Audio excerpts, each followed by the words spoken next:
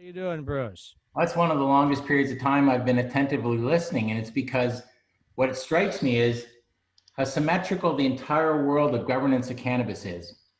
Typically, let's fight with people, often parents of sick children, in the public domain. Then maybe make it possible for people to gain medical access to cannabis, but make it super hard because we said yes so reluctantly because we lost the fight with the sick kid and its mom, Right. and then finally start letting it happen, and then realize, how the heck do I get myself out of this spot that I was on the wrong side of this argument?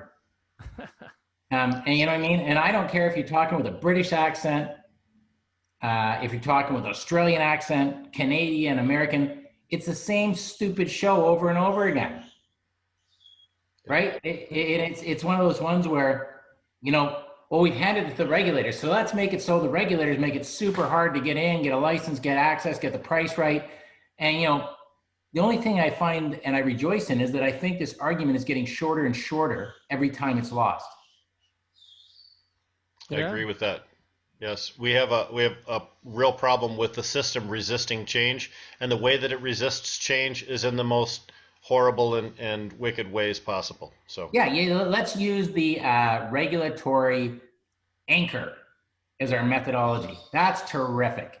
But what happens is, we're talking about a part of your state that's more reluctant than others. I spent a lot of time trying to get Europe to wake up to some of this stuff. And, like if you're in Britain, at the end of the day, if you've worked in a downtown office in London and you say, let's go and have like 15 or 20 beers, they say, well, that sounds about right. But if you said, let's go talk about cannabis, they think, God, what a heathen. That was only a couple of years ago. And last time I was over there, getting on a year now, I arrive at an event and there's a pop-up poster which has a picture of the Crown of England on it because they have an Office of Medical Cannabis that's seeking to help co-fund and look for outcomes. They're starting to run trials. And I mean, like, they were, I was neck and neck, North Korea or England, to first be the last to regulate it reasonably. And all of a sudden, boom, they're done. So I am optimistic, Tammy. An illogical argument can only last so long. I don't know. It's lasted decades, though, Bruce. Wouldn't you agree? Yeah, that stupid Berlin Wall stood for a long time, and then it fell over pretty damn quickly. So I wouldn't stand too close to the wall; it might land on you. Well said. A Green Market report from October 5th quoted Fabian Monaco, which is Gage's president, that said Gage didn't intend to become a multi-state operator, but planned an aggressive expansion here in Michigan. Can you explain what that might mean? Sure. Right. So maybe just back it up a little bit. Now that we use Zoom, I don't comb my hair, I don't shave, obviously, and I wear hats a lot. And it's good because hats work on Zoom because you can always sort of see, like, what is he talking about? And so when you think Gage right now, they're set up where they've got like 19 of the licenses, they got 3 processing centers, and they can basically say 13 provisioning centers. Where we start opening up more production even yet this year. So we should move up maybe another 5,000 pounds. But part of our growth will be a hybrid combination of having more provisioning centers and making more association deals with those who are producing, who need it processed and sold. And so our expansion will be in the state where we think there's many more corners to go. And we already have a plan that we think we can actually locate and be close to 90% of the population and then start filling in with really good branding, really good service. If you look at our social media and our follows, we're getting our message out. We got way more than 1 million mentions. So the followership matters. And so the expansion isn't just, can you go to a door? It's, would you know the door is there? And when you get there, is there anything available to you? And when you get there, is the product differentiated and you stand and say, I really like this? And so I would say our expansion is in every direction within the state. And I chose Michigan and chose Gage. When I looked at every single state operator, they were in the best state, in my opinion, and had the best operations. And when I say that, like, I'm the sort of guy, if there's not a ladder at your building I'm coming to expect it, get a ladder because I'm going on the roof. Why? Where do you blow your brains out? If you're growing cannabis and saved all your money by having crappy HVAC systems, you know what you're not going to do? A very good job.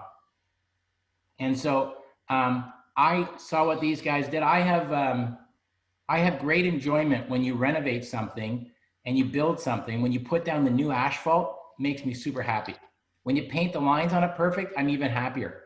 And when you put the sidewalk back, if you put a piece of sod between the sidewalk and the curb at the road, I'm joyous because that shows attention to detail, aesthetic, and quality. And when I went to see everything at Gage, they had that little strip of grass between the sidewalk and the curb because they expect everything perfect. And when I went through the places, you know, these guys started officially in 2017, but I would say they go way back in terms of the whole medical system, having a, you know, running a hydroponic store, and their attention to detail wasn't lost through all those years. I would say it improved on every day. So where is Gage now? How many centers do you have open now, and what's your plans for next year? Well, so we have, as far as centers, we got Ferndale, I guess we got 6, 7 open. Our whole goal is by the end of the year, we need to have 13 open dispensaries. We need to get our Monitor Township production up and running because that's going to drop in at least another 5,000 pounds, and we have enough stores open, we have that demand. And so when you think about them, like the #1 medical dispensaries, our cookie store up on 8 Mile. But when you go over to Ferndale and see what that's like, it is a phenomenal Gage store. And so the stores, we figured out the model, and now we're just knocking them up and opening them out. The biggest surprise for me was when I went to the opening of the one on 8 Mile. They thought I had enough to have the entire parking lot covered with a tent. We could have had 2 parking lots, right? This is probably 1,000 people waiting in line up to overnight. And so I think what they've done with their provisioning centers is they've figured out where to locate them, how to make sure people are aware of them, and put the right stuff in. So when we measure, do we have the right stuff? It's usually about 12 days, maybe 14, between people coming back and forth. And our basket size is well north of $150. And so what it says to me is that they put the right stuff in the right location, and all we need a bit more is more product and more locations. Now, Bruce, let's put a little bit more of a, let's put a finer point on that number that you just said with basket size of $150. Cannabis industry statistician Headset reports that the average purchase made at a California retailer is about $64. In Michigan, the average is $85. Yeah. They report your average basket size is $175, which is twice what the average of your competitors are. To what do you attribute that success? Well, and let's just use numbers for fun more. That makes it 3 times more than what you get for a California average. Right. Low taxes help, don't they? Well, I think so, but I also think part of the reason I like the state is I think they have good regulations, so people are going to actually go to the store because they start to trust them, right? When we had VapeGate, the problem wasn't regulated, it was unregulated. And so when people want to know that they're getting secure, safe, quality product. Second thing is, we've done a great job. Like if you look at the partnerships they've made, whether it's with Slang and all the brands they bring, Slang Worldwide, or with cookies, and then the overlay of the Gage products, and I would say it's a very sophisticated market. People, part of the reason you don't have a bunch of MSOs showing up is you can't just grow crap and say this is good. This is not going to work. And so these guys have actually been very oriented to super high quality product in brands that make sense and sales out. And it hasn't been a one sale, walk away, never come back. No, this is a repeat process. And so you got to do a few things right. And I would say those are a few of them they've done right. How much do you think that the Michigan's long history with medical marijuana, what is it, 8 or 9 years or something, plays into this, that we have a very sophisticated audience here? Yeah, it's huge. And it was part of the reason I chose it because remember, Canada had a federally legal system for adults to get access to cannabis since 2001. We didn't open up a really large platform until 2014. And then it was 3 or 4 more years later till they made a recreational platform. But what that did is in the intervening time, people became more sophisticated. And it's funny because that means they actually are loyal customers. And so I think it's been a huge thing. And part of it is, I have no idea how Michigan, maybe it's a bit like Canada, the snow and ice kept everybody away and they didn't pay attention to stuff. But I believe you guys are the second highest total number of medical patients in the system, only behind California. Yes. And in California, the weird part about getting quality is, and I've always been like tepid on California because when you have 40,000 growers, how do you make a supply chain into a store? And it was always just challenging to me. When I looked at Michigan, I did analysis, everything. I'm like, this is like Florida North, except less understood, better medical platform from the past. And in my opinion, I think a more sound regulatory model than the simple vertical stack with 3 or 4 licenses Florida set up. Now, I'm on the advisory board for Redemption Cannabis, which is your social equity partner here in the state of Michigan, or at least one of your social equity partners. Can you describe what your plan is for advancing social equity issues here in the state and using your very, very large platform? So, well, there's a bunch of stuff, right? I've been saying, and this is not specific to Gage. What's kind of pissed me off about cannabis in the US is that if I said, everybody close your eyes, tell me about the cannabis customer, about 80% of the people would describe somebody driving down a windy highway in California with a Volkswagen bus thing, and they're playing a soundtrack from the 70s, and their hair is for sure probably blonde, and it's stereotypical. And I thought the effect of that is that cannabis is a two-sided coin.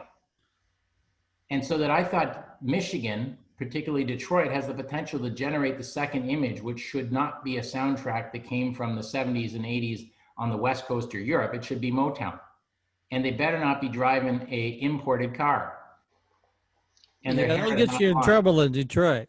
Right. And so part of what I think with partners and with intent is we actually have a generational opportunity to create a brand that is resonating across a country that comes from a place of origin that's valid. And brands have to have that story. So stay tuned for that. Because I've been bugging the boys at Gage that I want to spell the name by putting a U in it and working in the gauges you might see on a nice American automobile. Oh, yeah. And to work that kind of image in. But we haven't done enough yet. And we don't think we've done particularly well yet. And I say that, and it started as it did from a hydroponics store and people who knew cannabis. And what we've been looking at is in everything from how we hire to who we hire to who we put on the board. Let's make this inclusive. And I'm 100% for that. Like, it's smart business. It's important and fair. And I don't say that I've come to this recently. I went to university probably 30 years ago. And I can tell you for 3 years, I was the only white guy in the Afro-Caribbean club.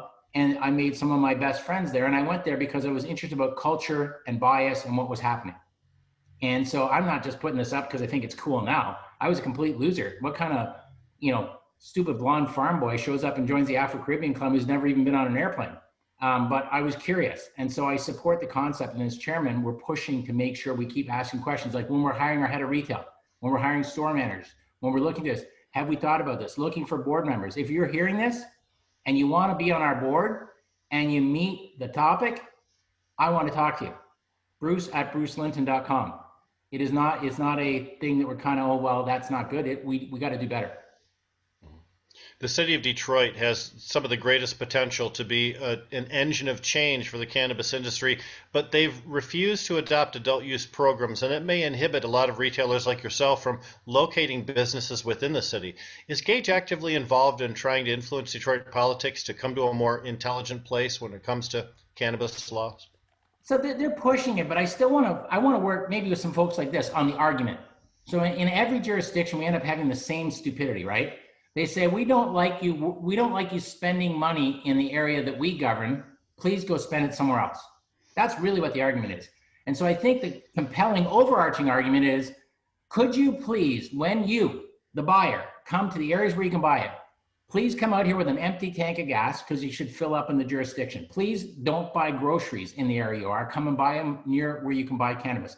Move all of your commercial activities and make sure that the people who you have in your office understand that you've transported your money because of their stupidity, and the only solution is to get rid of the first problem.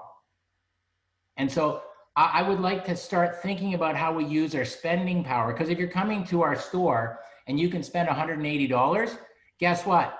You had money in your pocket. Spend the rest of it not inside the jurisdictions which are biased against progress.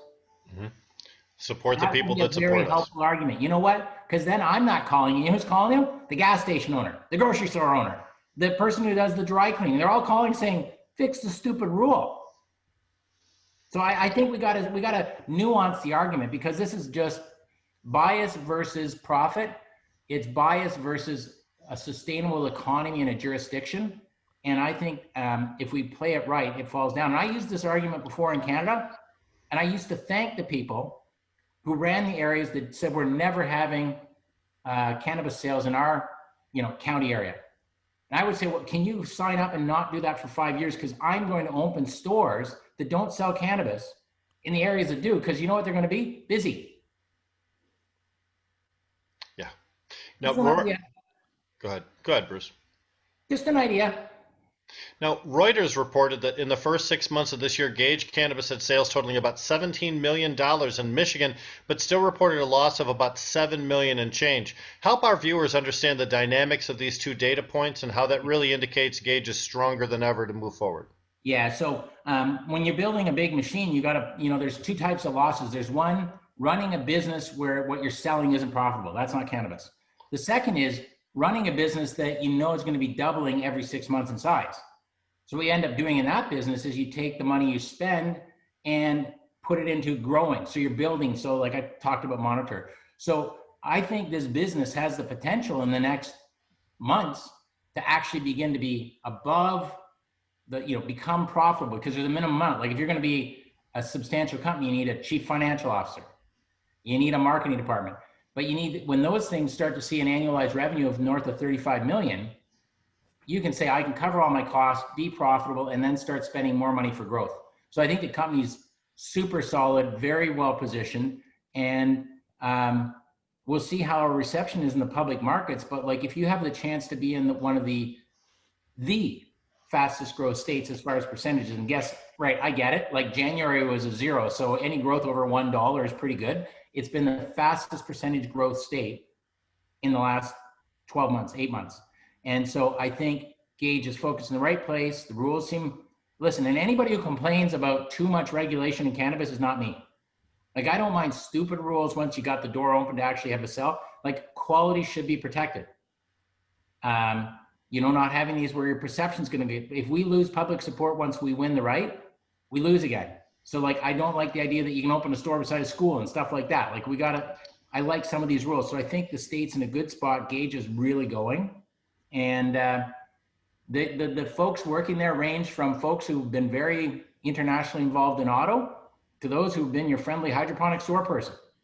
And so it's a pretty interesting mix of competencies. All right. Well, let's bring in Jamie Cooper, who I admitted there.